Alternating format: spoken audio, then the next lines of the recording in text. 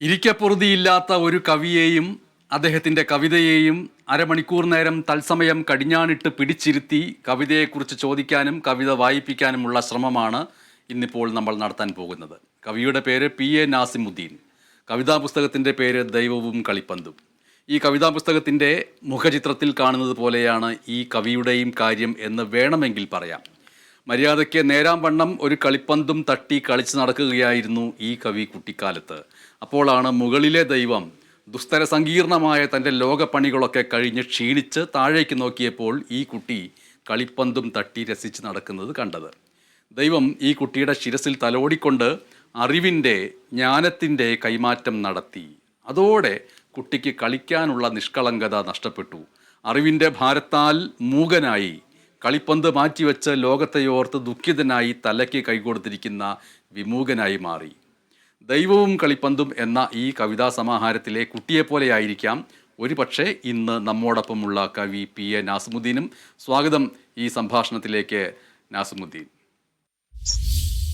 നമസ്കാരം. ഒരു കവിയെ ശരിക്കും മനസ്സിലാക്കിക്കൊണ്ട് സംസാരിക്കാൻ ഏറ്റവും നല്ല മാർഗം അയാളുടെ കവിത ആദ്യമേ കേൾക്കുക എന്നതാണ്. അതുകൊണ്ട് ആദ്യം തന്നെ ദൈവവും കളിപ്പന്തും എന്ന കവിത എടുത്തുകൊണ്ട് അതിൻ്റെ ഒരു താരതമ്യത്തിൽ നാസിമുദ്ദീനെ ഒരു പ്രത്യേക രീതിയിൽ പരിചയപ്പെടുത്താൻ ശ്രമിക്കുകയായിരുന്നു ഞാൻ. അതൊരു പരോക്ഷമായിട്ടുള്ള ഭാഗികമായിട്ടുള്ള പരിചയപ്പെടുത്തലേ ആയിട്ടുള്ളൂ എന്നറിയാമെങ്കിൽ തന്നെയും. അതുകൊണ്ട് ദൈവവും കളിപ്പന്തും എന്നുള്ള കവിത വായിച്ചുകൊണ്ട് തുടങ്ങുന്നതായിരിക്കും നല്ലത് എന്ന് എനിക്ക് തോന്നുന്നു. ദൈവവും കളിപ്പന്തും എന്ന കവിത ആരംഭിക്കാം. ദൈവവും കളിപ്പന്തും. പ്രപഞ്ചഭാവിയെക്കുറിച്ചുള്ള ദുസ്തര സങ്കീർണമായ ചിന്തകൾക്കു ശേഷം ദൈവം ഒന്നുറങ്ങാൻ പണിപ്പെടെ സ്വർഗവാതിലൂടെ ഒരു കൊച്ചു പയ്യൻ ഭൂമിയിൽ കളിപ്പന്തുമായി ഓടുന്നത് കണ്ടു. ദൈവം അവന്റെ ശിരസിൽ ജ്ഞാനത്തിന്റെ ഒരു കണമേറ്റി വിധിയെഴുത്തുകൾ മാറ്റിയെഴുതാൻ ആരംഭിച്ചു. പെട്ടെന്നവൻ കളിക്കളം വിട്ട് ഏകാന്തതയിലേക്ക് കയറിപ്പോയി. അറിഞ്ഞതിലെല്ലാം അവൻ അറിയാത്തതിനെ അറിഞ്ഞു, അറിയാത്തവയിൽ പിന്നെയും അറിയാത്തതിനെ അറിഞ്ഞു. വായനശാലയുടെ ഓരങ്ങളിൽ അവൻ മുഷിഞ്ഞു വളരുന്നത് ദൈവം സാഗൂതം നോക്കിക്കണ്ടു. ഒരിക്കൽ ഓർമ്മയില്ലാതെ അവൻ അലറി, ഈ പ്രപഞ്ചത്തിന് എങ്ങോ ശൂന്യതയുണ്ട്. ആർത്തത്തിയ ജനം അവനെ പരിഹസിച്ചു കൂവി. അവൻ കുടിച്ച വിഷം അവന്റെ തന്നെ ഉഷ്ടത്താൽ നീരാവിയായിപ്പോയി. അവൻ കെട്ടിയ കുരുക്ക് അവന്റെ തന്നെ കൈകളാൽ അഴിഞ്ഞു വീണു. ഇരുകൈകളും ചേർത്ത് അവൻ ആകാശത്തേക്ക് കേണു പറഞ്ഞു, ദൈവമേ ദൈവമേ, ഈയിടെയായി എനിക്കെന്തോ സംഭവിക്കുന്നു. കഴിയുമെങ്കിൽ ഞാൻ ഉരുട്ടി കളിച്ചിരുന്ന പഴയ കളിപ്പന്ത് തിരിച്ചു തരിക. ആകാശത്തു നിന്ന് അവന്റെ തുറന്ന കൈകളിലേക്ക് ഒരു സ്വർണപ്പന്ത് വന്നു വീണു. അത് ഉരുട്ടി ഉരുട്ടി അവൻ നിരത്തിലൂടെ പോകുന്നത്, വർണ്ണശബളമായ ജനാവലികൾ സ്വീകരിക്കുന്നത്, ഉമ്മ വെക്കുന്നത് ഉറക്കമില്ലാതെ കണ്ട് തന്റെ ദുസ്തര സങ്കീർണതകളിലേക്ക് ദൈവം വീണ്ടും മടങ്ങി വീഴും. ദൈവവും കളിപ്പന്തും എന്ന കവിതാ സമാഹാരത്തിലെ അതേ ശീർഷകത്തിലുള്ള കവിതയാണ് നാസിമുദ്ദീൻ വായിച്ചത്. 1980-കളിൽ ആണ് ഒരു പക്ഷേ ഇത്തരത്തിലുള്ള ഈ കവിതകൾ അടക്കമുള്ള കവിതകൾ ഉൾപ്പെടുന്ന ഈ പുസ്തകത്തിലേക്ക് നാസിമുദ്ദീൻ എത്തിപ്പെടുന്നതും ചെന്ന് ചേരുന്നതുമൊക്കെ. ഒരു പക്ഷേ ഈ പുസ്തകത്തിലെ മുഴുവൻ കവിതകളെയും മൊബൈൽ ഫോണുകളില്ലാത്ത കാലത്ത്, സാമൂഹ്യ മാധ്യമങ്ങളുടെ മറ്റൊരു തരത്തിലുള്ള ഉന്മാദങ്ങളില്ലാത്ത സമയത്ത് അത്രമേൽ സ്വാഭാവികമായ മാനവികമായ ഉന്മാദത്തിൻ്റെ, കൃത്രിമത്വമില്ലാത്ത ഉന്മാദത്തിൻ്റെ അവസ്ഥയിൽ എഴുതിയ കവിതകളെന്ന് നമ്മൾക്ക് പറയാൻ കഴിയും. ഇതിൽ അവതാരിക എഴുതിയിരിക്കുന്ന സച്ചിദാനന്ദൻ പറയുന്നത് ഉന്മാദം, ദാരിദ്ര്യം, അനാഥത്വം, അലച്ചിൽ, ദാഹം, ക്രൗര്യം ഇവയുടെ എല്ലാം കവിയാണ് നാസിമുദ്ദീൻ എന്നാണ്. എങ്കിലും ചീത്തക്കാലത്തിരുന്നു കൊണ്ട് കരുണയും സ്നേഹവും സങ്കല്പിക്കാനും പ്രകൃതിയെയും മനുഷ്യനെയും ഇടയ്ക്കെങ്കിലും ആഘോഷിക്കാനുമുള്ള പ്രത്യാശ കവി നിലനിർത്തിയിരിക്കുന്നു എന്നാണ് ദൈവവും കളിപ്പന്തും എന്നുള്ള ഈ കവിതാ സമാഹാരത്തെ മൊത്തത്തിൽ വായിച്ചുകൊണ്ട് കവി സച്ചിദാനന്ദൻ അന്ന് എഴുതിയത്. അപ്പോൾ എൻ്റെ ഒരു ചോദ്യം എന്ന് പറയുന്നത്, ഈ സമാഹാരത്തിൽ ഉടനീളം ഉന്മാദം എന്ന് പറയുന്നത് കവിതയുടെ ഒരു കലിഡോസ്കോപ്പായിട്ട് മാറുന്നത് എങ്ങനെയാണ് ആ കാലത്തെ ഓർത്തുകൊണ്ട്? ഈ ഉന്മാദം എന്ന് പറയുന്ന ഒരു കാര്യം നമ്മൾ പ്രത്യേകമായിട്ട് നിർവചിക്കണം. അപ്പൊ ഞാനത് ഇപ്പൊ എൻ്റെ ഒരു കുറിപ്പുണ്ടായിരുന്നു, കുറിപ്പുണ്ടായിരുന്നു. ആത്മചരിത്ര കുറിപ്പ് ഒരു 5-6 മാസം മുമ്പ് ദേശാഭിമാനി വരികയിൽ വന്നിരുന്നു. പല ആളുകളുടെയും കൂടെ ഉന്മാദികളായ വേറെ കവികൾ, ചിത്രകാരന്മാരെ കൂട്ടിയിട്ട്. ഉന്മാദവും ഭ്രാന്തും എന്നുള്ള ഒരു സാധനം നമ്മൾ ആദ്യം തന്നെ നിർവചിച്ചുകൊണ്ട് തന്നെ നമുക്ക് ഏത് തരം ചർച്ചയിലേക്ക് പോകാൻ പറ്റുള്ളൂ. ഇനിയും ഞാൻ കുറച്ച് ലേഖനങ്ങളും ഈ വിഷയത്തെ പറ്റി എഴുതുന്നുണ്ട്. അതുപോലെ മലയാളിയുടെ ഒരു പ്രധാന പ്രശ്നം എന്ന് പറഞ്ഞാൽ ഭാഷാപരമായ അപര്യാപ്തതയും പല അനുഭവങ്ങളെയും സൂചിപ്പിക്കാനുള്ള കൃത്യമായിട്ടുള്ള ഒരു ക്ലാരിറ്റി ഉള്ള പദാവലികൾ മലയാളത്തിലില്ല. ഉന്മാദം എന്ന് പറഞ്ഞാൽ ഭ്രാന്താണെന്നാണ് ആളുകൾ കരുതുന്നത്. ഭ്രാന്ത് ഉന്മാദവും തമ്മിൽ വ്യത്യാസമുണ്ട്. ഭ്രാന്ത് എന്ന് പറഞ്ഞാല് ഒരുത്തന് അവൻ ഫാന്റസിയിൽ ജീവിക്കുമ്പോൾ അവന് ഫാന്റസിയും റിയാലിറ്റിയും തമ്മിൽ തിരിച്ചറിയാൻ പറ്റാത്ത ഒരവസ്ഥയാണ്. വെച്ചാല് അവന്റെ റിയാലിറ്റി അവൻ അത് ഫാന്റസി ആയിട്ട് തന്നെ കരുതുന്നു. ഇപ്പൊ ആളുകൾ പറയും ഞാൻ ദൈവമാണ്, ഞാൻ യഹോവയാണ്, ഞാൻ നെഹ്റുവാണ്, ഞാൻ ഗാന്ധിയാണെന്നൊക്കെ പറയുന്ന രീതിയിലുള്ള അങ്ങനെ ഫാന്റസി തന്നെ റിയാലിറ്റി ആടുന്ന സാധനമാണ് ഭ്രാന്ത്. ഉന്മാദം അതല്ല. ഉന്മാദത്തിന് സൗന്ദര്യ ശാസ്ത്രപരമായ ഒരു തലമുണ്ട്. ഉന്മാദം എന്ന് പറഞ്ഞാൽ നമ്മുടെ ഉദ്ദീപിക്കപ്പെട്ട മനസ്സിന്റെ ഒരു ആഹ്ലാദത്തിന്റെ അവസ്ഥയാണ്.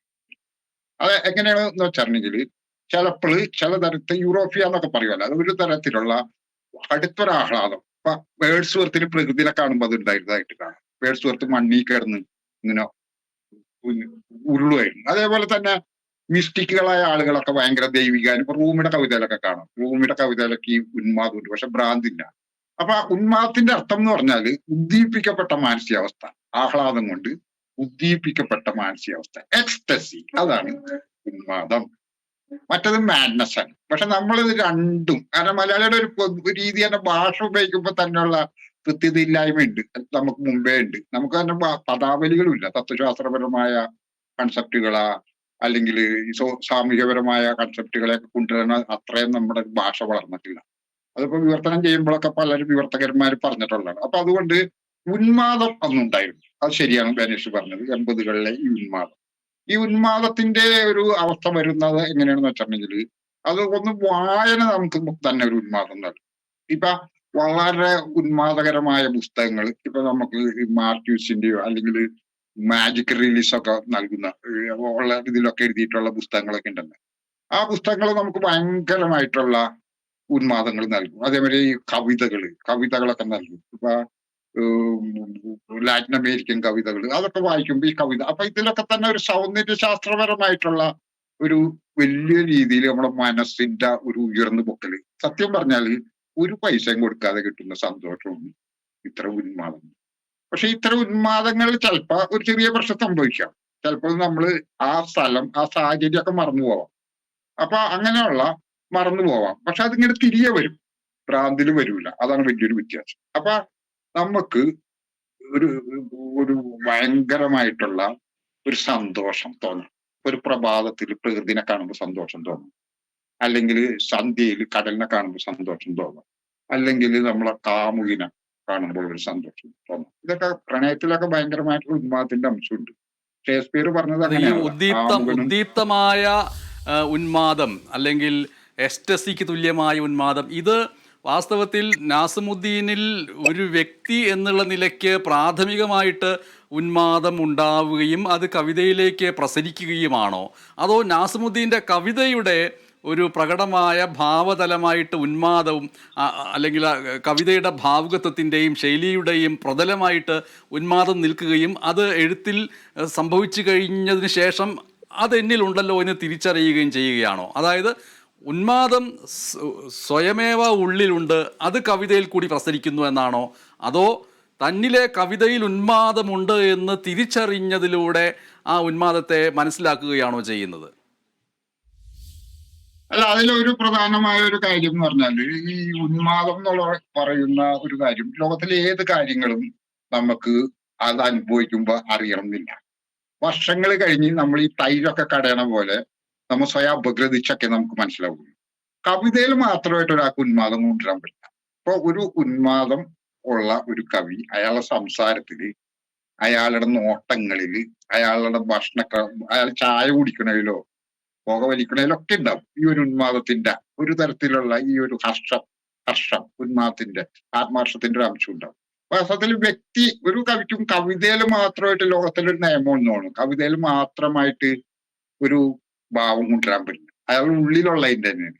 നമുക്ക് പറഞ്ഞു. വൈക്കം ബഷീർ എന്ന് പറഞ്ഞ ഒരാളുടെ കൃതികൾ നമ്മൾ വായിക്കുമ്പോ ബഷീറിന്റെ വ്യക്തിസത്തയിലെ കാര്യങ്ങൾ തന്നെയാണ് അതിന്റെ കൃതിയിലേക്കും വരുന്നത്. സ്റ്റൈൽ ഈസ് മാൻ എന്ന് പറയുന്ന പോലെ തന്നെ ഈ ലിറ്ററേച്ചർ ഈസ് മാൻ. അങ്ങനെ നമുക്ക് എഴുതുന്ന സമയത്ത് വേറൊരാളാവാൻ പറ്റുമെന്ന് എനിക്ക് തോന്നണില്ല. അങ്ങനെ വരും. അത് ഒരു ചെറിയ രീതിയിലുള്ള വ്യതിയാനങ്ങളൊക്കെ ഉണ്ടാവും എന്ന് മാത്രമേ ഉള്ളൂ. അടിസ്ഥാനപരമായിട്ട് നമ്മുടെ ജനറ്റിക്കലായ ഒരു സാധനം തന്നെയാണ് കവിതയ്ക്ക് മാറുന്നത്. അപ്പൊ അത് എന്നിലുണ്ടായ ഉന്മാദം തന്നെയാണ് കവിതയിലേക്ക് മാറിയത്. പക്ഷെ ഇത്തരം കൺസെപ്റ്റുകൾ, ഈ ഉന്മാദം എന്നുള്ള വാക്ക്, അല്ലെങ്കിൽ നമ്മൾ എന്ത് തരം ജീവിതം ജീവിച്ചു എന്നൊക്കെ ഉള്ളത് വളരെ വർഷം കഴിഞ്ഞ്, ഒരു 10 വർഷമൊക്കെ കഴിഞ്ഞിട്ട് നമ്മൾ പലതരത്തിലുള്ള അപകടസന്ധി കൂടെ ഒക്കെ പോകുമ്പോൾ നമ്മൾ മാറി നിന്ന് നമ്മൾ അപഗ്രഹിച്ചതിന് ശേഷമാണ് ഇതൊരു ഉന്മാദമാണ്. പിന്നെ ഇതേ തരത്തിലുള്ള ലോക സാഹിത്യത്തിലും പിന്നെ ഇതിനുള്ള നിർവചനങ്ങളൊക്കെ കൂടുതൽ വായിച്ചു, പൂക്കോന്റെ കൃതികളൊക്കെ വായിക്കാം. അപ്പൊ അതിലൊക്കെ എങ്ങനെയാണ് ഭ്രാന്തിനെ പറ്റി, എങ്ങനെയാണ് സമൂഹം അങ്ങനെ ഒരു ഇൻസൈറ്റ് ഉണ്ടായതിനു ശേഷമാണ് എനിക്ക് മനസ്സിലായത് ഇത്തരം ഞാൻ അനുഭവിച്ചിരുന്ന കാര്യങ്ങൾ ഒരു ഉന്മാദമാണെന്നുള്ള പിന്നീടാണ് അറിഞ്ഞത്. പക്ഷെ അതെന്റെ വ്യക്തിസത്തയിലുള്ളതായി. ഇതാണ് അതിന്റെ അതെ. ഈ സമാഹാരത്തിലെ ദൈവവും കളിപ്പന്തും എന്ന ഈ സമാഹാരത്തിലെ ഒന്നാമത്തെ കവിത കല്ല് എന്ന ശീർഷകത്തിലുള്ള കവിതയാണ്. ഈ കല്ല് എന്ന കവിതയെ നമ്മളൊരു കാഴ്ചയായിട്ട് കാണുകയാണെങ്കിൽ അതൊരു കിറുക്കൻ്റേതായിട്ടുള്ള കാഴ്ചയാണ്. അതായത് ഒരാൾ നടന്നു പോകുന്നു, നടക്കുന്നതിനിടെ റോഡിൽ നിന്ന് ഒരു കല്ലെടുത്തിട്ട് കീശയിലിടുന്നു, തിരികെ നടക്കുന്നു, വീട്ടിലെത്തിയിട്ട് നേരെ ആ കല്ല് കുറേ നേരം നോക്കിയിരിക്കുന്നു, കുറേ കഴിയുമ്പോൾ ജനലിലൂടെ ആ കല്ല് വലിച്ചെറിഞ്ഞ് കളയുന്നു. ഇതാണ് ദൃശ്യമെന്ന് പറയുന്നത്. പക്ഷേ ഈ ദൃശ്യത്തെ നമ്മൾ കവിതയായിട്ട് വായിക്കുമ്പോൾ ആ ദൃശ്യം മറ്റ് പലതായിട്ട് മാറുന്നതാണ് അതിൻ്റെ അത്ഭുതം എന്ന് പറയുന്നത്. അതുകൊണ്ട് കല്ല് എന്ന് പറയുന്ന ഈ കവിത ഒന്ന് വായിക്കാമോ? അതായത് ഒരാൾ നടന്നു പോകുന്നതിനിടെ ഒരു കല്ലെടുക്കുന്നു, കല്ലെടുത്ത് കീശയിലിടുന്നു, വീട്ടിലെത്തുന്നു, അത് കുറേ നേരം നോക്കിയിരിക്കുന്നു, വലിച്ചെറിഞ്ഞ് കളയുന്നു. ഇതാണ് അതിൻ്റെ പ്രാഥമിക ദൃശ്യം. എന്നാൽ കവിതയിൽ അതെങ്ങനെ മാറുന്നു എന്ന് നാസിമുദ്ദീൻ തന്നെ ഇതിലെ ഒന്നാമത്തെ കവിതയായിട്ടുള്ള കല്ല് എന്ന കവിത ഒന്ന് വായിക്കാമോ? കല്ല്. പട്ടണത്തിൽ നിന്ന് പോരും വഴി ഒരു മാസിക തേടി പീടിക എല്ലാം കയറി. ഒന്നും കിട്ടാതെ ഒരു കല്ലെടുത്ത് കീശയിലിട്ടു. വീട്ടിലെത്തിയ ഉടനെ അത് നിവൃത്തി വായിക്കാൻ ആരംഭിച്ചു. പേരറിയാത്ത അനേകരുടെ കാൽപ്പാടുകൾ. ഒരു ജ്ഞാനിയുടെ, ഒരു ജിപ്സിയുടെ. ഞാൻ അതിനെ തൊട്ട ആദ്യത്തെ നിമിഷം മുമ്പേ പോയ പാദങ്ങളിൽ ഇളഞ്ചൂട് എന്റെ വിരൽത്തുമ്പിലൂടെ മുകളിലോട്ട് പാഞ്ഞു. ആദിയിൽ ഭൂമിയുടെ നിയമങ്ങൾ നടപ്പിലാക്കപ്പെടുമ്പോൾ ആഴത്തിന്റെ ഒരു പുളപ്പം പേറി ഒളിച്ചോടി ഇരുട്ടും വെളിച്ചവും കുടിച്ചു മടുത്ത ആ കൊച്ചുകല്ല് എന്നെ എവിടേക്കോ നയിച്ചു.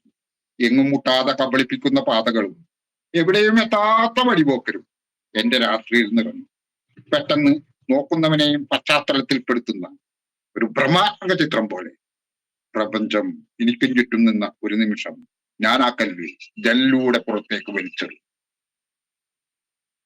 ഈ കവിത വായിക്കുമ്പോൾ ഈ മൊബൈൽ ഫോണുകളൊന്നുമില്ലാത്തൊരു കാലഘട്ടത്തിൽ ഒരു മാസികയോ ഒരാഴ്ചപ്പതിപ്പോ വാങ്ങുന്നതിന് വേണ്ടി കിലോമീറ്ററുകൾ നടന്ന് ചെന്ന് ആ ആഴ്ചപ്പതിപ്പ് വാങ്ങിച്ച് തിരിച്ച് അതേ വേഗത്തിലോ ഒരുപക്ഷെ അതിനേക്കാൾ വേഗത്തിലോ, അതായത് അത് തിരിച്ചെത്തി വീട്ടിലെത്തിയിട്ട് ആ ആദ്യത്തെ താൾ മറിക്കണം എന്നത് മാത്രം ആകാംക്ഷയുണ്ടായിരുന്ന ഒരു കാലഘട്ടത്തിനെയാണ് കല്ലിലേക്ക് ആരോപിക്കുന്നത്. പിന്നീട് തന്നെ ഉൾപ്പെടുത്തുന്ന ഒരു ഭ്രമാത്മക ചിത്രമായിട്ട് അത് മാറുന്ന വേളയിൽ അതിനെ വലിച്ചെറിയുന്ന ആ ഘട്ടത്തിൽ നിന്നാണ് ആ കവിത മറ്റ് തലങ്ങളിലേക്കൊക്കെ പോയിട്ടുള്ളത്. ഇപ്പോൾ ഉന്മാദത്തെക്കുറിച്ച് നമ്മൾ സംസാരിച്ചു കൊണ്ടിരിക്കുമ്പോൾ സാഹിത്യത്തിലെ ഉന്മാദവും വ്യക്തിജീവിതത്തിലെ ഉന്മാദവും സൗന്ദര്യ അനുഭവം, സൗന്ദര്യശാസ്ത്രം എന്നുള്ള നിലയ്ക്കുള്ള ഉന്മാദവും എല്ലാം സംസാരിച്ചു കൊണ്ടിരിക്കുമ്പോൾ ഈ ഉന്മാദത്തിൽ നിന്നുണ്ടാവുന്ന കവിതകളെക്കുറിച്ച് പറയുമ്പോൾ നാസിമുദ്ദീൻ തന്നെ നേരത്തെ ബംഗളൂരുവിലെ നിംഹാൻസ് മാനസികാശുപത്രിയിൽ അഭയം തേടിയിരുന്ന ഒരു കാലത്തെക്കുറിച്ച് എഴുതിയിട്ടുണ്ടായിരുന്നു. അക്കാലങ്ങളിൽ നിന്നാണോ ഈ ജനാല എന്ന കവിത എഴുതിയിട്ടുള്ളത്? പ്രത്യേകിച്ചും ആ കവിത എന്ന് പറയുന്നത് ഒരു മനോരോഗ വിദഗ്ധൻ്റെ മുറിയിലിരിക്കുന്ന ഒരാൾ കാണുന്ന ആ മുറിയിലെ ജനാലയെക്കുറിച്ചാണല്ലോ.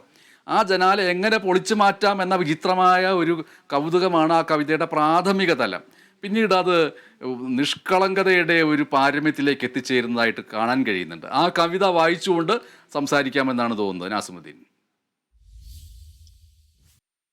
ജനാല. മനോരോഗ വിദഗ്ധന്റെ മുറിക്ക് ഒരു ജനാല. അത് പൊളിച്ചു മാറ്റാൻ ഒരു ഭ്രാന്തന് വേണ്ട നേരം ഒരേ ഒരു മിനിറ്റ്. ഒരു വിപ്ലവകാരിക്ക് വേണ്ട നേരം 9 മിനിറ്റ്. ഒരു നേതാവിന് വേണ്ട നേരം 1 നൂറ്റാണ്ട്. എന്നാൽ ഡോക്ടറുടെ അരുമയായ കുഞ്ഞിന് വേണ്ട നേരം അര സെക്കൻഡ്. അവൻ അതിന്മേൽ കൈവച്ചു, കൈയിറങ്ങി, ചോര വന്നു. പൊളിക്കാൻ ഒരു ആശാരിയും എത്തി. ഈ കവിത ബനേഷ് ചോദിച്ച പോലെ നിമാൻസിന്റെ കാലഘട്ടത്തിലല്ല. വാസ്തവത്തില് എനിക്ക് ഈ കവിതനെ പറ്റി കൃത്യമായിട്ട് എന്നാണ് എഴുതിയതെന്നുള്ളൊരു ഓർമ്മയുണ്ട്. ഒരു 90കളുടെ ആദിയില് നമ്മുടെ കൊടുങ്ങല്ലൂര് ഒരു സൈക്കാട്രിസ്റ്റ് മോഹൻദാസ് എന്ന് പറഞ്ഞ ആള് അവിടെ ഉണ്ടായിരുന്നു. അപ്പൊ അയാളെ കൺസൾട്ട് ചെയ്യാൻ വേണ്ടി ഞാൻ ഇങ്ങനെ പോയിരുന്നു. അപ്പൊ അയാള് അന്ന് എലൈറ്റ് ഹോസ്പിറ്റലിലെ സൈക്കാട്രിസ്റ്റാ, ഭയങ്കര തിരക്കുള്ള ആള്. ഒരു സൈക്കാട്രിസ്റ്റും ഒരു കവിനെയൊന്നും മനസ്സിലാക്കൂല, നമ്മളത് വളരെ മൂല്യമുള്ള ചില ചിന്തകളാണ്. പക്ഷെ അത് സൊസൈറ്റി മിസ്അണ്ടർസ്റ്റാൻഡ് ചെയ്തുകൊണ്ടും നമ്മുടെ ഈ ഭയങ്കരമായിട്ടുള്ള കുടുംബം, ചുറ്റുപാടുകളും, മതം, അങ്ങനെയൊക്കെയുള്ള നമ്മളെ നിർണ്ണയിക്കുന്ന പല പ്രശ്നങ്ങൾ കൊണ്ടുള്ള പ്രഷറിലാണ് നമുക്ക് ഒരു ബ്ലസ്നെസ് ആണ് ഈ പോയട്രി എന്ന് പറഞ്ഞാലും, അല്ലെങ്കിൽ ഇതുപോലുള്ള അഭൗമായ ചിന്തകൾ. അങ്ങനെ അദ്ദേഹത്തെ കാണാൻ പോയി, ഉറക്കക്കുറവിന്റെ ഒക്കെ പ്രശ്നങ്ങൾ. അപ്പൊ അദ്ദേഹം വളരെ രാത്രിയാണ് പറഞ്ഞത്. രാത്രി വന്നു കഴിഞ്ഞാല് പിന്നെ അദ്ദേഹം വളരെ നല്ലൊരു മനുഷ്യനാണ്. ഈ ബാക്കിയുള്ള രോഗികളെ നോക്കും, ഫീസ് ഒന്നും വാങ്ങിയിരുന്നില്ല. അപ്പൊ അദ്ദേഹത്തിന്റെ മകനെ അദ്ദേഹം രാത്രിയാണ് ഇങ്ങനെ കാണുന്നത്. അപ്പൊ ആ മകനെ അദ്ദേഹം വാരിയെടുത്തിട്ടാണ് ഈ പ്രിസ്ക്രിപ്ഷനിൽ ഈ മരുന്ന് ഇങ്ങനെ എഴുതുന്നത്. അപ്പൊ ആ ഒരു മകനോടുള്ള അയാളുടെ ഒരു കൺസെപ്റ്റ് അങ്ങനെ. പിന്നെ അതൊരു റൂമാണല്ലോ കൺസെപ്റ്റേഷൻ. അപ്പൊ ഒരു വലിയ ജനലിന്റെ അടുത്തിരുന്നാണ്. അതൊക്കെ കൂടി ചേർന്നിട്ടുണ്ടായ ഒരു കവിതയാണത് എന്നാണ് ഞാനിപ്പോ ആലോചിക്കുന്നത്. വാസ്തവത്തിൽ ഈ കവിതനെ പറ്റി ആലോചിക്കുമ്പോൾ എനിക്ക് തോന്നുന്നത് ജീവിതം വളരെ മോശമാവുന്ന സമയത്താണ് നല്ല കവിതകൾ എഴുതാൻ പറ്റുന്നതെന്ന്. കാരണം ക്രിയേറ്റിവിറ്റി ഒരു പ്രത്യേക രീതിയിൽ നമുക്ക് പോലും പുത്തൻ അതിൽ പിടിവിട്ടിട്ട് വേറൊരു തരത്തിലുള്ള ക്രമം ഉണ്ടാക്കുന്നുണ്ട്. ഇത്തരം നമുക്ക് തന്നെ വളരെ ഇതേപോലുള്ള പ്രോബ്ലമാറ്റിക് ആയ സന്ദർഭങ്ങളിൽ ഒരു ഡോക്ടറെ പോയി കാണേണ്ടി വരിക. ഇപ്പോൾ ഡോക്ടർ എന്ന് പറഞ്ഞാൽ ഒരു സഹായം തേടുന്നു, അതിപ്പോ ഒരു സുഹൃത്തായാലും മതി, അല്ലെങ്കിൽ നമ്മളൊരു വേറെ ഒരു നല്ല മനസ്സിലാക്കുന്ന ഒരു കസിൻ ഉണ്ടായാലും മതി, ഒരു ആശ്വാസം. ചിന്താപരമായിട്ടുള്ള ഭയങ്കര കൺഫ്യൂഷനിലാണ് ചിലത്. പക്ഷെ ഇത്തരം സന്ദർഭങ്ങളിൽ ക്രിയേറ്റിവിറ്റി ഒരു പ്രത്യേക രീതിയിൽ പ്രവർത്തിക്കുന്നതായിട്ട് എനിക്ക് തോന്നുന്നുണ്ട്. ഇനി ഒരിക്കലും ഇങ്ങനെയൊക്കെയുള്ള കവിതകൾ എനിക്ക് എഴുതാൻ പറ്റും തോന്നുന്നില്ല. കാരണം ഞാൻ കുറെ കൂടെ ക്രമീകരിക്കപ്പോ ഒരു ചിന്താപരമായിട്ട് ബാലൻസ് ആയി. പിന്നെ അതെ, ഈ ഇതാണ് എന്റെ ഒരു ചെറിയ ചിന്താപരമായ വിശദീകരണം. അസന്തുലിതാവസ്ഥ എന്ന് പറയുന്നത് വളരെ പ്രധാനപ്പെട്ടതാണ്. എന്ന് മാത്രമല്ല, ഈ കവിത ഏത് ഭാഷയിലേക്ക് വിവർത്തനം ചെയ്യപ്പെട്ടാലും ആ ഭാഷയിലുള്ള വ്യക്തിക്ക് അത്രമേൽ അനുഭവിക്കാൻ കഴിയുന്ന രീതിയിലുള്ള ഒരു യൂണിവേഴ്സൽ ആയിട്ടുള്ള സാർവലൗകികമായിട്ടുള്ള കവിതയായിട്ട് മാറുന്നു. കാരണം മനോരക വിദഗ്ധൻ്റെ മുറിയിലെ ജനാല പൊളിച്ചു മാറ്റുന്നതിന് വേണ്ടി വിപ്ലവകാരിക്ക് 9 മിനിറ്റ്, ഒരു നേതാവിന് വേണ്ട നേരം ഒരു നൂറ്റാണ്ടായാലും നേതാവ് അത് പൊളിക്കാൻ കഴിയില്ല. പക്ഷെ ഒരു കുഞ്ഞിന് ഒരു സെക്കൻഡ് പോലും വേണ്ട, അര സെക്കൻഡ് കുഞ്ഞ് അതിന്മേൽ കൈ വച്ചു, കൈ ഇറുക്കി, ചോര വന്നു, പൊളിക്കാൻ ആശാരിയും എത്തി എന്ന് പറയുന്നതിൽ നിന്ന് അത് ഏത് തലത്തിലേക്ക് അത് ആഹ്ലാദകരമായിട്ട് മാറുന്നു എന്നുള്ളത്. അപ്പോൾ ഉന്മാദം എന്ന് പറയുമ്പോൾ, ഹർഷം എന്ന് പറയുമ്പോൾ അതിൻ്റെ അകത്ത് സന്തോഷം മാത്രമല്ല, നമ്മളുടെ വ്യഥകളെല്ലാം തിങ്ങി നിറഞ്ഞ് അതിൽ നിന്ന് വരുന്ന ഒരു ഹർഷം. നേരത്തെ തൈര് കടഞ്ഞു എന്നൊക്കെ പറയുന്നത് പോലെ. അപ്പോൾ ഇടവേള കഴിഞ്ഞ് തിരികെ എത്തുമ്പോൾ എനിക്ക് ചോദിക്കാനുള്ള ഒരു ചോദ്യം എന്ന് പറയുന്നത്, സച്ചിദാനന്ദൻ ഇതിൽ സൂചിപ്പിക്കുന്ന ഒരു പ്രധാനപ്പെട്ട കാര്യം, അനുഭവങ്ങളുടെ സമാനത കൊണ്ടായിരിക്കാം അയ്യപ്പൻ്റേതെന്ന് തോന്നിക്കാവുന്ന ഭാവങ്ങളും പ്രമേയങ്ങളും ഈ കവിതകളിലുണ്ട്. എന്നാൽ എത്രയോ കൂടുതൽ ഭാഷാ ശ്രദ്ധയും വൈവിധ്യവും ഉന്മാദത്തിൻ്റെ മൂർച്ചകളിൽ എഴുതപ്പെട്ട കവിതകളിലെ ഭാഷയെയും ശില്പപരതയെയും അതൊക്കെ കുറിച്ച് സൂചിപ്പിക്കുന്നുണ്ട്, അയ്യപ്പനിൽ നിന്ന് വ്യത്യസ്തമായിട്ട് ഉള്ള. അപ്പോൾ ഈ ഒരു കാലഘട്ടത്തിൽ ഉന്മാദത്തിൻ്റെ ഹർഷനിമിഷങ്ങളിലൊക്കെ കവിതകൾ എഴുതി കഴിഞ്ഞാലും അക്കാലത്തെയും എക്കാലത്തെയും ഭാഷാ സൗന്ദര്യശാസ്ത്രങ്ങൾ, ശൈലീ വ്യതിയാനങ്ങൾ, തനിച്ചുള്ള നിൽപ്പ് തൻ്റെ കവിതയ്ക്ക്, അതിനുവേണ്ടിയുള്ള പുതുക്കലുകളും മറ്റുമൊക്കെ ചെയ്യാനുള്ള ഒരു പ്രത്യേക യുക്തിബോധം പ്രവർത്തിക്കുമോ എന്നതാണ്. അത് ഞാൻ കൊടുങ്ങല്ലൂരാണല്ലോ ജനിച്ചത്. അപ്പൊ ഇത് 10-15 വർഷങ്ങൾ ഇത് എഴുതിയത് എന്തിന് എനിക്ക് പ്രസിദ്ധീകരിക്കാനൊന്നും അന്നായിരുന്നില്ല. ഇത് പ്രസിദ്ധീകരിച്ചിരുന്നില്ല, പ്രസിദ്ധീകരിക്കാൻ അയക്കുമായിരുന്നില്ല. ഒരു കയ്യെഴുത്ത് മോശയെ പോലും വന്നിട്ടില്ല എന്നാണ്. പിന്നെ ശങ്കരപ്പിള്ളനെ ഒരു ദിവസം കണ്ടപ്പോ, ശങ്കരപ്പിള്ള ഒന്ന് സമകാലീന കവിതയുടെ ഒക്കെ ഇതിലാണ്. ശങ്കരപ്പിള്ളയാണ് ഈ കല്ലെന്നൊക്കെ പറഞ്ഞ കവിതകളൊക്കെ കണ്ടത്. അപ്പൊ എനിക്ക് തന്നെ അറിയില്ല ഇതൊരു കവിതയാണ്, ഇത്ര നല്ല. മലയാളികൾ കുറച്ചു പേരെങ്കിലും ഒരു ചെറിയ കവി എന്നുള്ള രീതിയിൽ നിന്ന് ഓർക്കുന്നു ഈ കവിതയെ കൂടി. ഇതിങ്ങനെ ഒരു നല്ല കവിതയാണെന്ന് എനിക്കറിയില്ല, ഈ 10 വർഷമൊന്നും അറിയില്ല. അപ്പൊ വായനക്കാരും മറ്റുള്ളവരൊക്കെയാണ് അത് കണ്ടെത്തുന്നത്. അപ്പൊ നമ്മള് എഴുത്തിന്റെ ഒരു സമയങ്ങളിൽ നമ്മൾ കൂടുതൽ ഒരു ജാഗരൂകവും നമ്മുടെ ശില്പത്തെയോ ഭാഷയെ കുറിച്ചൊക്കെ ഉള്ള ഭയങ്കര ബോധരേഷൻ ഇല്ലാതിരിക്കുക എന്നുള്ള ഒരു എനിക്ക് തോന്നുന്നു. ഉദാഹരണത്തിന് ഇപ്പൊ നമ്മളിപ്പോ ബഷീറിന്റെ ഒരു കാര്യം നോക്കാം. ബഷീർ അന്ന്, ഞാൻ ചെറിയൊരു ഉദാഹരണമാണ്, ബഷീറിനെ ഞാനിപ്പോ ഒരു കാര്യത്തിൽ പഠിക്കുന്നുണ്ട്, ബഷീറിന്റെ ഫുള്ളായിട്ട്. അപ്പൊ ബഷീറിന്റെ ആ കാലത്ത് എഴുതിയ സാധനങ്ങൾ വെച്ച് നോക്കുമ്പോൾ അന്ന് മലയാള സാഹിത്യത്തിൽ നിൽക്കുന്ന ഒരു ആഖ്യാന ശൈലിയിൽ വളരെ കോമൺ ആയിട്ടുള്ള, ഇപ്പൊ പുതുകവിതയൊക്കെ കൊണ്ടുവരുന്ന ഈ പ്രാദേശിക വായ്മൊഴികളൊക്കെയാണ് അദ്ദേഹം ഉപയോഗിക്കുന്നത്, ലോക്കൽ ലാംഗ്വേജ് ഒക്കെ. അപ്പൊ അപ്പൊ അത് വളരെ സ്വാഭാവികമായിട്ട് അങ്ങോട്ടൊരു ആവശ്യകതയുടെ ഭാഗമായിട്ട് എഴുതിയതാണ്. ഒരു ഉള്ളിൽ നിന്ന് വന്നൊരു സാധനം. പക്ഷെ അന്നത്തെ ഒരു ചിട്ടപ്പടി അനുസരിച്ച് അദ്ദേഹം അതിന് സജ്ജമാവുകയാണെങ്കിൽ അദ്ദേഹത്തിന്റെ സാഹിത്യം ഇപ്പൊ ഈ അനശ്വരമായിട്ട് നിൽക്കൂലായിരുന്നു. ഈ പാത്തുമ്മയുടെ ആടിന്റെ ശൈലിയും അന്നൊന്നും മലയാള സാഹിത്യത്തിൽ ആ ശൈലിയായിട്ട് ഞാൻ അംഗീകരിക്കുന്നില്ല. അതിലൊക്കെ എഴുതുന്ന അതിൽ CV രാമൻപിള്ളയുടെ നോവലിനായിട്ട് ബാല്യാലുസഖിനെ താരതമ്യം ചെയ്തിട്ട് ഇപ്പോഴും ആ കളക്ഷനിൽ ഞാൻ ഇപ്പൊ തന്നെ വായിച്ചുള്ളൂ. ബഷീർ സമ്പൂർണ്ണ കവിത ആ നിരൂപകൻ കളിയാക്കണത് ആരോ പറഞ്ഞിട്ട്. അപ്പൊ നമ്മളെ അടിസ്ഥാനപരമായ എല്ലാ ഒരു കലയുടെയും വിഷയം എന്താണെന്ന് വെച്ചിട്ടുണ്ടെങ്കിൽ അതിന്റെ ഒരു സ്വാഭാവികതയാണ്, അതിന്റെ ഒരു ജൈവികതയാണ്. നമ്മൾ കൂടുതൽ സിദ്ധാന്തങ്ങളെ പറ്റി ഞാനിപ്പോ മലയാളത്തിൽ ഇപ്പൊ ഒരുപാട് ചർച്ചകൾ പുതുകവിത അതിന് ശേഷമുള്ള കവിതകളൊക്കെ നടക്കാറുണ്ട്. ഞാൻ കൂടുതൽ അതില് അങ്ങനെ അധികം ഒന്നും ശ്രദ്ധിക്കാറില്ല. അതിനൊരു കാരണം എന്ന് വെച്ചാല് നമ്മൾ അങ്ങനെ ശ്രദ്ധിച്ചാല് ഒരു കൃത്രിമമായിട്ടുള്ള ഒരു ഒരു തരത്തിൽ അത് നമ്മളൊരു സജ്ജമാക്കൽ വരും. ലിറ്ററേച്ചർ അങ്ങനെയല്ല. ലിറ്ററേച്ചർ എന്ന് പറഞ്ഞാല് ഇപ്പൊ ഒരു കാട്ടിൽ കൂടെ നമ്മൾ നടന്നു പോകുമ്പോൾ ഒരു കുയില് പാടുന്നു അത് കേൾക്കും. അങ്ങനെയുള്ള ഒരു സാധനമുണ്ട്. അത് എല്ലാ നിരൂപണങ്ങൾക്കും പുറത്താണ്. ഇപ്പൊ ബാലൻ ചുള്ളിക്കാടിന്റെ കവിത നമ്മൾ ആസ്വദിക്കുന്നതും ചങ്ങമ്പുഴ കവിത ആസ്വദിക്കുന്നതും അല്ലെങ്കിൽ പുതിയ ആളുകളുടെ സച്ചിയുടെ ആയാലും KGSന്റെ ഒക്കെ ആയാലും ഇങ്ങനത്തെ ഒരു എലമെന്റ്സ് ഉണ്ട്. അതൊരിക്കലും നമുക്ക് ഒരു അപഗ്രഹിച്ച് പിടുത്തം കിട്ടൂല. അതിന്റെ ഒരു ഹോണസ്റ്റി എന്ന് പറയാം. ഹോണസ്റ്റി അതിന്റെ ഒരു സത്യസന്ധത അല്ലെങ്കിൽ അതിന്റെ ഒരു സ്വാഭാവികത, അതിന്റെ ഒരു ജൈവികത, ഇത്തരം കാര്യങ്ങളിൽ മാത്രം ഊന്നിയാൽ മതി എന്നാണ് എൻ്റെ ഒരു വിശ്വാസം. മറ്റു കാര്യങ്ങളിലേക്ക് ഊന്നാറില്ല. അത് ഓട്ടോമാറ്റിക്കായിട്ട് സംഭവിക്കുന്ന വിഷയമാണെന്നാണ് എനിക്ക് തോന്നുന്നത്. അതാണ് ഈ ചോദ്യത്തിനുള്ള ഉത്തരം. ഈ ഈ പുസ്തകത്തിലെ ഈ ഉപനിഷത്തിൻ്റെയൊക്കെയോ അല്ലെങ്കിൽ സാരോപദേശ കഥകളുടെയോ അല്ലെങ്കിൽ ഒരു ഗുരുശിഷ്യ സംഭാഷണത്തിൻ്റെയോ ഒക്കെ രീതിയിലാണ് പല കവിതകളുടെയും ആഖ്യാനം വരുന്നത്. ഇപ്പോൾ പ്രത്യേകിച്ചും പനിനീർ പൂവും നഖമുനകളും എന്ന് പറയുന്ന കവിത, സ്നേഹം എന്ന് പറയുന്നത് സ്നേഹത്തിൻ്റെ ഉരുണ്ടുകളിയെക്കുറിച്ചാണ് ഈ കവിത. പനിനീർ പൂവും നഖമുനകളും, ആ കവിത ഒന്ന് വായിക്കാൻ കഴിയുമോ? പനിനീർ പൂവും നഖമുനകളും. ഒരിക്കൽ സിംഹത്തിന് ഈ ലോകത്തോട് അതിയായ സ്നേഹം തോന്നി. അത് മരത്തിനെ കെട്ടിവരിഞ്ഞു. അതിന്റെ ആലിംഗനത്താൽ ചെറുകൊമ്പുകൾ ഉതിർന്നു വീണു. നഖമുനയാൽ തൊലി വിണ്ടുകീറി. നിനക്ക് സ്നേഹിക്കാൻ അറിയില്ല, മരം പറഞ്ഞു. നിന്റെ നഖങ്ങൾ ക്രൂരമാണ്. ഞാൻ നിന്നെ ചുംബിച്ചോട്ടെ? സിംഹം എതിരെ വന്ന കണ്ടാമൃഗത്തോട് ചോദിച്ചു. വേണ്ട, എന്റെ ഒറ്റക്കൊമ്പ് ഞാൻ വേണ്ടപ്പോൾ എടുക്കുന്നു. പക്ഷെ നിന്റെ സ്നേഹത്തോടൊപ്പം കോമ്പലുകളും നഖമുനകളും ഞെട്ടിയുണരുന്നു. സിംഹത്തിന് കടുത്ത ദുഃഖം തോന്നി. ഒരു പുൽക്കൊടിയെ പോലും തനിക്ക് സ്നേഹിക്കാനാവുന്നില്ലോ. അത് ദൈവത്തിലേക്ക് ശാപവാക്കുകൾ ഉറങ്ങി. പെട്ടെന്ന് ഒരു പനിനീർ പൂവുമായി ദൈവം ആകാശത്ത് പ്രത്യക്ഷപ്പെട്ടു. പനിനീർ പൂ ചൂണ്ടി പറഞ്ഞു, നീ ഇര തേടുമ്പോൾ, ഇണ ചേരുമ്പോൾ, പുൽത്തകിടിയിൽ കളിക്കുമ്പോൾ പോലും നഖമുനകൾ രാഗി ഈ പനിനീർ പോലെയാക്കി വെക്കുക, ഈ പനിനീർ പൂ പോലെയാക്കി വെക്കുക. അങ്ങനെ പനിനീർ പൂക്കൾക്കും നഖമുനകൾക്കുമിടയിൽ സ്നേഹം ഇപ്പോഴും അതിന്റെ ഉരുണ്ട് കളി തുടരും. ഈ ഉരുണ്ട് കളിയെക്കുറിച്ച് പറയുമ്പോൾ എൻ്റെ മനസ്സിലേക്ക് വരുന്നത് നീരാടുന്ന പെൺകുട്ടി എന്ന കവിതയാണ്. ഈ പുസ്തകത്തിൻ്റെ മുഖചിത്രത്തിൽ ഒരു മഞ്ഞ നിറമുള്ളതുപോലെ ഇപ്പോൾ വിൻസെൻ്റ് വാൻഗോഗിൻ്റെ സൂര്യകാന്തി പൂക്കളിലേക്കുള്ള പറയുന്ന തീ ആളുന്ന തരത്തിലുള്ള ഒരു മഞ്ഞ കലർന്ന നിറത്തെ ഓർമ്മിപ്പിക്കുന്ന ലാൻഡ്സ്കേപ്പിംഗ് കവിതകൾ അക്കാലത്ത് ധാരാളം എഴുതിയിട്ടുണ്ട്. ഈ ലാൻഡ്സ്കേപ്പിംഗ് ഒരു മൈൻഡ് സ്കേപ്പിംഗ് ആയിട്ട് മാറുന്ന രീതിയിലൊക്കെ കവിതകൾ വന്നിട്ടുണ്ട് ഈ പുസ്തകത്തിൽ. ഇപ്പോൾ നീരാടുന്ന പെൺകുട്ടിയിൽ ഒരു പാർക്കിലൊക്കെ നമ്മൾ കാണുന്ന സീസോ, ഉരുണ്ട് കളിക്കാനുള്ള സീസോ, ആ സീസോയ്ക്ക് തുല്യമായിട്ടൊരു പെൺകുട്ടിയുടെ നിതംബത്തെ കാണുന്നു, അവരുടെ നീരാടലിനെ കാണുന്ന ഒരു അധികം വരികളില്ലാത്തൊരു കവിത ഒരു ലാൻഡ്സ്കേപ്പിംഗ് ആയിട്ട് മാറുന്നുണ്ടല്ലോ.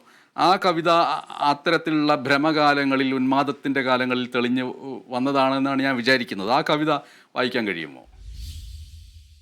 നീരാടുന്ന പെൺകുട്ടി, നിന്റെ നിതംബത്തിലൂടെ ജലം സീസോയിൽ ഉരുണ്ട് കളിക്കുന്ന കുട്ടികളെ പോലെ താരോട്ട് തെന്നി വീഴുന്നു. നിന്റെ ഉന്മാദം, കാമം, പ്രസരിപ്പ് കുളത്തിൽ അലകളായി പടർന്നു ഇലകളുടെ ശിരസുകളെ സ്നാനപ്പെടും. നീ ഉയരുന്നു, താഴുന്നു. ആഴമതിന്റെ മസ്തൃണമായ വിരലുകൾ കൊണ്ട് നിന്റെ നഗ്നമേനിയെ മുട്ടുന്നു. നിന്റെ ഇടുക്കുകളിൽ ജലം ഒരു വിരുന്നുകാരനെ പോലെ കയറി വന്നു കർക്കശമായി അലറുന്നു. നിന്റെ ഉള്ളം കൈയിലെ ജലം സൂര്യന് നേരെ തെറിക്കപ്പെട്ട് മഴവില്ലുകളായി നിനക്ക് ഭീമാകാരമായ ഒരു കിരീടം പണിയുന്നു. നീരാടുന്ന പെൺകുട്ടിയെ പോലെ തന്നെ ശ്രീജ, പ്രണയത്തിൻ്റെ വലിയ കവിതയായിട്ടുള്ള ഒക്കെ വ്യാഖ്യാനിക്കപ്പെട്ടിട്ടുള്ള ശ്രീജ, ഭൂമിയിലെ വേദനിക്കുന്നവരുടെയും നിസ്സഹായരുടെയും ഒക്കെ ആശ്വാസമാവുന്ന ശ്രീജയെക്കുറിച്ചുള്ള കവിതയുണ്ട്. സ്കിസോഫ്രീനിയെ പോലെയുള്ള മനോരോഗവുമായി ബന്ധപ്പെട്ട കവിതകൾ മറ്റു രീതിയിൽ നമ്മുടെ മുന്നിൽ തെളിഞ്ഞു വരുന്നുണ്ട്. ഈ മാർച്ച് മാസത്തിൽ ഭൂമിയിലെ മരങ്ങൾ വെയിലത്തുണക്കാനിട്ടവയെ പോലെ ഇങ്ങനെ കിടക്കുന്നതിനെക്കുറിച്ചുള്ള മാർച്ചിലെ മരങ്ങൾ പോലുള്ള ലാൻഡ്സ്കേപ്പിംഗ് കവിതകൾ ഈ പുസ്തകത്തിലുണ്ട്. ദൈവവും കളിപ്പന്തും എന്നുള്ളതാണ് ഈ കവിതാ പുസ്തകത്തിൻ്റെ ശീർഷകം. അതിന് വില 55 രൂപയാണ്. DC ബുക്സാണ് ഈ പുസ്തകം ഇറക്കിയിരിക്കുന്നത്. ഈ ഒരു സംഭാഷണം നടത്തുമ്പോൾ ഞാനും നാസിമുദ്ദീൻ തമ്മിലുണ്ടായിരുന്ന ഒരു ധാരണ ഇതിൻ്റെ അവസാനത്തിൽ ഏറ്റവും ഒടുവിൽ ഇറങ്ങിയ ചില കവിതകൾ കൂടി വായിക്കാം എന്നതായിരുന്നു. പക്ഷേ ഇത്തരം വിഷയങ്ങൾ സംസാരിച്ച് വന്നപ്പോൾ തന്നെ നമ്മളുടെ സമയം പൂർണ്ണമായിരിക്കുന്നു. നാസിമുദ്ദീൻ്റെ പുതിയ കവിതാ പുസ്തകം ഉടൻ വരുന്നുണ്ട്. അതിൽ ഏറ്റവും പുതിയ കാലത്ത് എഴുതിയ കവിതകൾ കൂടി ഉൾപ്പെടുന്നുണ്ട്. അതും DC ബുക്സാണ് പ്രസിദ്ധീകരിക്കാൻ പോകുന്നത് എന്നാണ് ഞാൻ മനസ്സിലാക്കുന്നത്. ദൈവവും കളിപ്പന്തും എന്ന പുസ്തകം, കവിതാ പുസ്തകം, വലിയ ഒരു ആത്മസന്തോഷത്തോടു കൂടിയും ഹർഷത്തോടു കൂടിയും നമ്മൾ വായിക്കുകയും ആ കവിതകൾ ഓർക്കുകയും അത് എഴുത്തുകാരനിലൂടെ തന്നെ വായിച്ച് കേൾക്കുകയും ചെയ്തിരിക്കുന്നു. വളരെ സന്തോഷം ശ്രീ PA നാസിമുദ്ദീൻ ഇന്ന് ഈ നിമിഷം ഈ പുസ്തകവുമായി നമ്മുടെ മുന്നിലേക്ക് വന്നതിന്. നന്ദി ബനേഷ്.